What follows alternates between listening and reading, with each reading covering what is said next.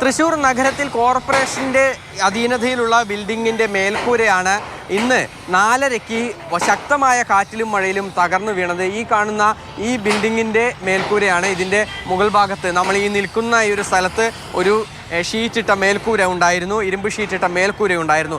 ആ ഇരുമ്പ് ഷീറ്റിട്ട മേൽക്കൂരയാണ് ശക്തമായ കാറ്റിൽ ഇന്ന് 4:39 തകർന്നു വീണത്. ഇത് വീണതാകട്ടെ തൃശ്ശൂരിലെ ഏറ്റവും തിരക്കേറിയ ഒരു റോഡിലേക്കാണ്, തൃശ്ശൂരിലെ മുനിസിപ്പൽ ഓഫീസ് റോഡിലേക്കാണ്, MO റോഡിലേക്കാണ് ഈ ഇരുമ്പ് ഷീറ്റ് തകർന്നു വീണത്. അത് കോർപ്പറേഷന് തൊട്ട് മുൻപിലാണ്. മുനിസിപ്പൽ ബസ് സ്റ്റാൻഡും ഇതിനോട് ചേർന്ന് തന്നെയാണ്.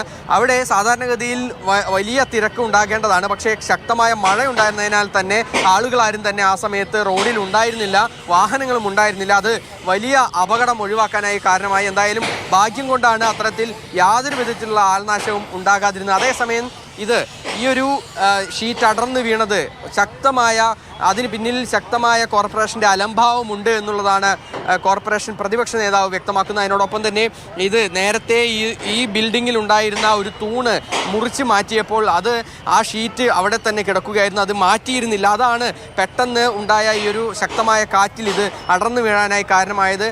കോർപ്പറേഷൻ പ്രതിപക്ഷ അംഗങ്ങളും അതിനോടൊപ്പം തന്നെ ഇവിടെ ഉണ്ടായിരുന്ന ഈ പ്രദേശത്തുണ്ടായിരുന്ന പല കട ഉടമകളും ഈ കാര്യം ഇത് അപകടാവസ്ഥയിലാണ് എന്ന് കോർപ്പറേഷൻ അധികൃതരെ നേരത്തെ തന്നെ അറിയിച്ചിരുന്നു. പക്ഷേ യാതൊരു വിധത്തിലുള്ള നടപടിയും അവരുടെ ഭാഗത്തുനിന്നും ഉണ്ടായില്ല എന്നുള്ളതാണ് ഈ വ്യാപാരികളും പ്രതിപക്ഷ കൗൺസിലർമാരും പറയുന്നത്. ഇത് കോർപ്പറേഷന്റെ ബിൽഡിംഗ് ആണ്.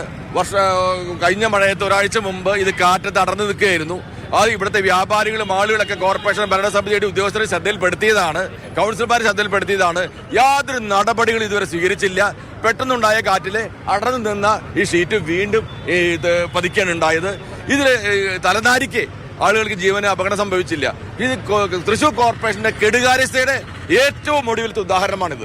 അതേസമയം കോർപ്പറേഷൻ ഭരണപക്ഷ അംഗമായ വർഗീസ് കണ്ടംകുളത്തി, അദ്ദേഹം CPM-ന്റെ കൗൺസിലറാണ്. അദ്ദേഹം പറയുന്നത് ഞങ്ങൾ ഇങ്ങനെ ഒരു കാര്യം അറിഞ്ഞിട്ടേ ഇല്ല എന്ന് വളരെ അലംഭാവത്തോടുകൂടി വളരെ ലാഘവത്തോടു കൂടിയുള്ള ഒരു മറുപടിയാണ് അദ്ദേഹത്തിന്റെ ഭാഗത്തുനിന്നും ഉണ്ടായത്. ഇത് ആരെങ്കിലും പറഞ്ഞാലല്ലേ ഞങ്ങൾക്ക് കയറി പരിശോധിക്കാൻ കഴിയൂ എന്നുള്ള ഒരു മറുപടിയാണ് അദ്ദേഹത്തിന്റെ ഭാഗത്തുനിന്നും ഉണ്ടായത്.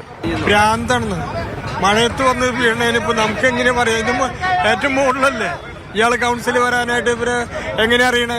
കൗൺസിലോ അല്ലെങ്കിൽ മേയറെ ഒന്നും അറിയിച്ചിരുന്നില്ല എന്നാണ്. അതെങ്ങനെ ഇന്ന് വീഴും? നമുക്ക് എന്തെങ്കിലും പിടിയുണ്ടോ ഇന്ന് വീഴുന്നത്? എന്തായാലും തലനാരിഴയ്ക്കാണ് അപകടങ്ങളൊക്കെ തന്നെ ഒഴിവായത്. അതായത് വലിയ ആൾത്തിരക്കുണ്ടാകുന്ന സ്ഥലമാണ്. നമുക്ക് ഈ സാധാരണഗതിയിൽ തന്നെ ഈ റോഡിലേക്ക് നോക്കിയാൽ കാണാൻ സാധിക്കും വളരെയധികം വാഹനങ്ങൾ തൃശ്ശൂർ നഗരത്തിൽ നിന്നും ശക്തൻ ബസ് സ്റ്റാൻഡിലേക്ക് പോകുന്ന പ്രധാനപ്പെട്ട പാതയാണ്. ഈ റോഡിലൂടെയാണ് എല്ലാ വാഹനങ്ങളും ശക്തൻ ബസ് സ്റ്റാൻഡിലേക്ക് പോവുക.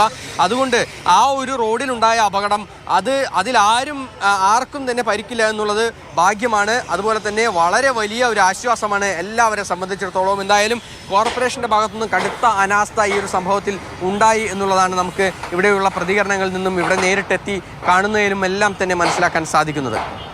സുജി പട്ടാമിക്കൊപ്പം MS ലിഷോയ്, മാതൃഭൂമി ന്യൂസ്, തൃശ്ശൂർ.